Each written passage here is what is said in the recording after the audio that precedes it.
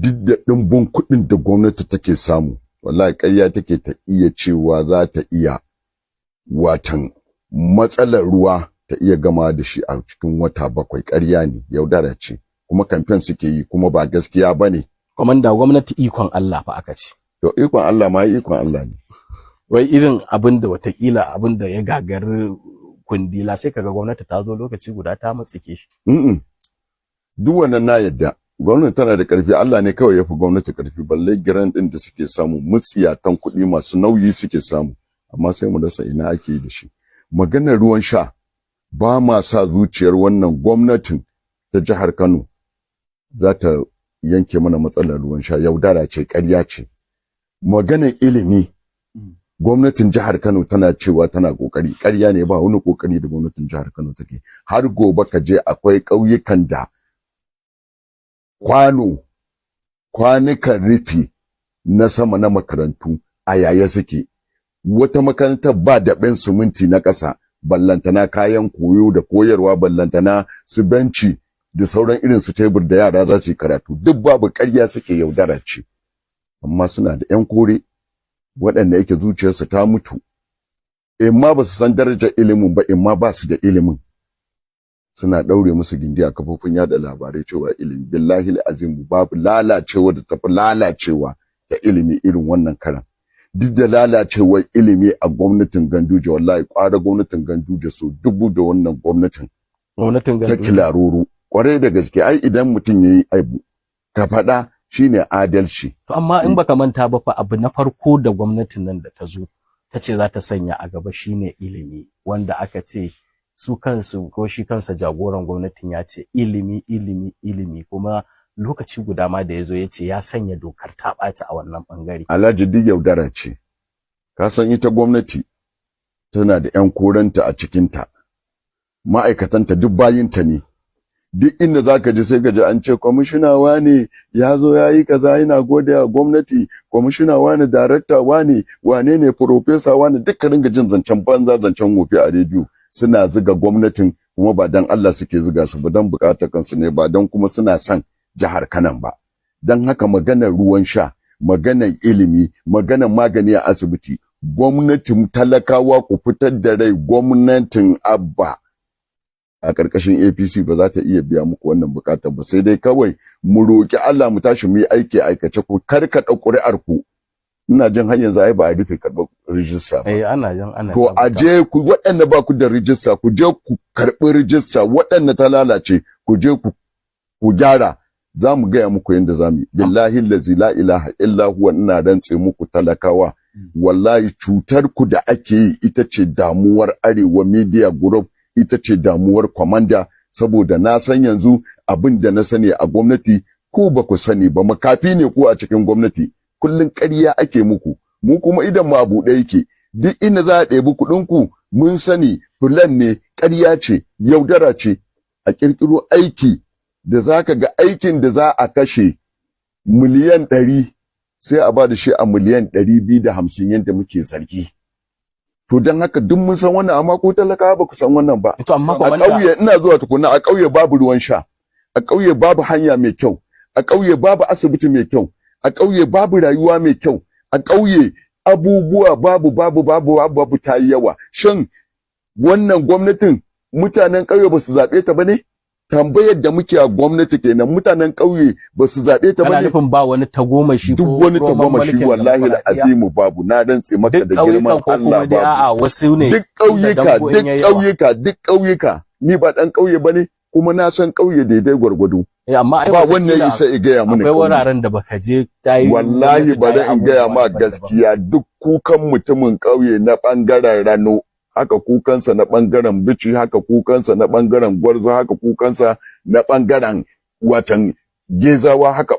kukansa irin na ɓangaren Minjibir ne. Duk ɗaya ne, duk zancen banza ne, zancen wofi. Gwamnati ta zama maƙaryaciya, ta zama mayaudariya a siyasa. Misali, in dai ɓangaren ruwa da kake magana cewar an gaza, gwamnatin kuma ta fito ta ce gashi tana ƙoƙari wajen inganta shi, ilimi ka ce shi an gaza, ba a ji gwamnatin ta fito tana wani magana akai ba, domin maganar da ake ji shine bangaren ilimi an shafe shi, babu wani zancen matsala a cikinsa. in haka ne komanda da wani ma'auni kake aunawa ka gano cewar ba a yi wani kokari a bangaren ilimi ba ko kuma bangaren shi kansa ruwan shin cewar ba a yin wani kokari da al'umma za su samu sauki da koke-koken al'umma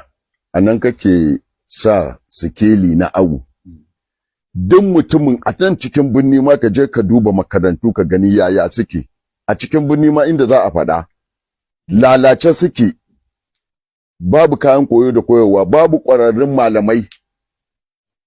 sannan babu ƙwararrun kayan aiki ba tebur a ƙasa suke har yanzu a nan cikin birni metropolitan local government guda 8 ilimi bai inganta ba ya lalace wadda ta zama inna lillahi wa inna ilaihi raji'una yanda ake leƙawa ma kenan cikin birni ina ga ƙauyuka wannan duk hankalin mu ina kan wannan yaran mu a ƙauye sun zama jahilai kai yaro fa a ƙauye ba zai tafi makaranta ba zubin sai karfe 9 a lokacin da za a watan kada ƙararrawar a tafi aje a amma wannan ba laifin iyayensa bane ba su ba laifin iyayensa bane laifin malaman ne da su kansu wani lokaci ba sa zuwa sai karfe 10 su je kuma su zauna gindin bishiya su ci gaba da cin marau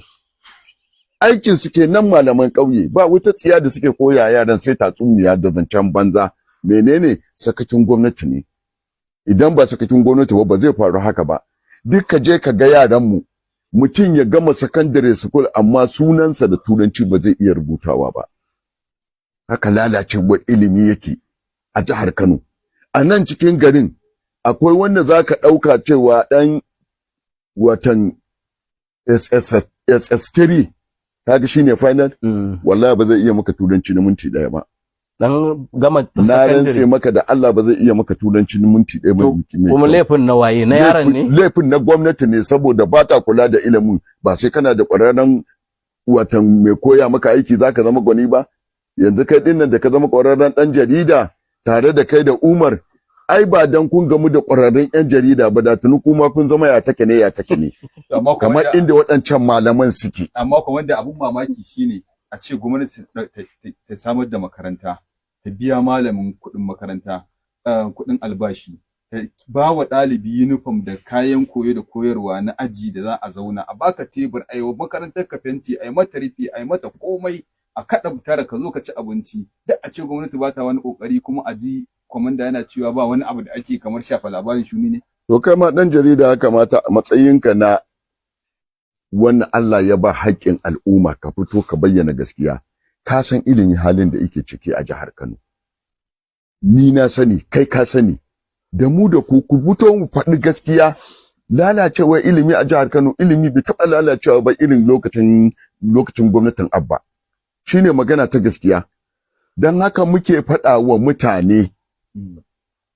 falle ɗaya da yadda Allah subhanahu wata'ala Abba zai yi kuma da ƙarfin ikon Ubangiji subhanahu wata'ala sai mun karɓa gwamnati daga hannun Abba bi iznillah da mu da talakawa ku koya ƙuri'a ku talaka kar ku yarda da wadara kuma ko sun fito muku da kuɗi ku cinye dama kuɗin naku ne amma wallahi ku bari mu ba ku umarnin wanda za mu zaɓa shine